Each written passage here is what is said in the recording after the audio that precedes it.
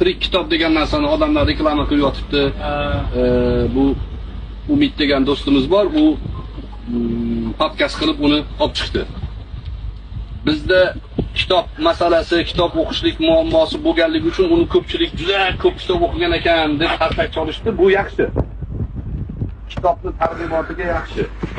Lekin kitobni tahlil qilib o'qimasa, nima foyda, nima zararligini ajratmasa, ko'p kitob o'qishlik zarar beradi odamga.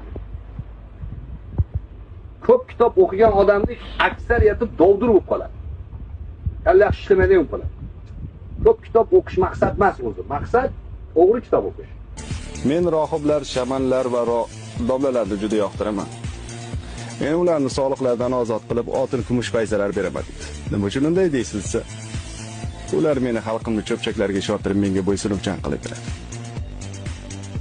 Din oddiy insonlar uchun haqiqat, faylasuflar uchun yolg'on, davlat uchun juda foydali.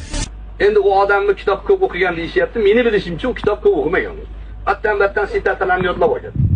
Chunki kitobni ko'p o'qigan odam O'zbekistonda Ibn Sino haqida o'zbek jamiyatiga u odam 3 ta odamga aroq ichishi ruxsat bergan demasida, kitob ko'p o'qigan odam farosati bo'lish kerak.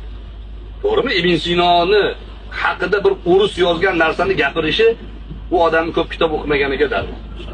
O'ruslarni qanaqadir iqtibosini o'qib olgan.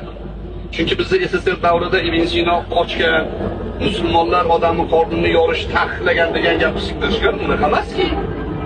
Birinchi bo'lib operatsiyalar musulmonlar qilgan. Operatsiya asbob anjomlarini birinchi bo'lib Ibn Haysamga o'xshagan ulamolar taklif qilgan. Ular insonni tibbiyotida birinchi qadam tashlashgan. Ibn Sinoni muammoga uchratgan narsa uni tibbiyoti bo'lmagan. Ibn Sino o'sha davrlarda muammoga uchragan bo'lsa, falsafasi bilan, faylasuf bo'lgan.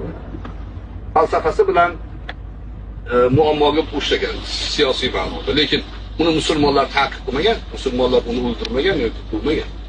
Endi shu odamni shunaqa deyapti. Qayerdan oldingiz? Men yozdim izohlariga o'ziga.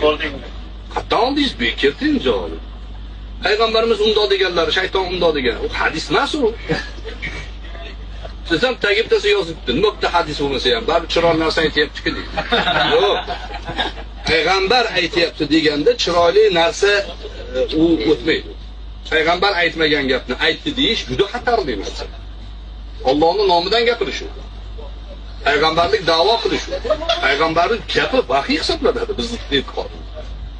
Buni juda ehtiyot bo'lish kerak. Payg'ambar aytdi deyish uchun san'at kerak.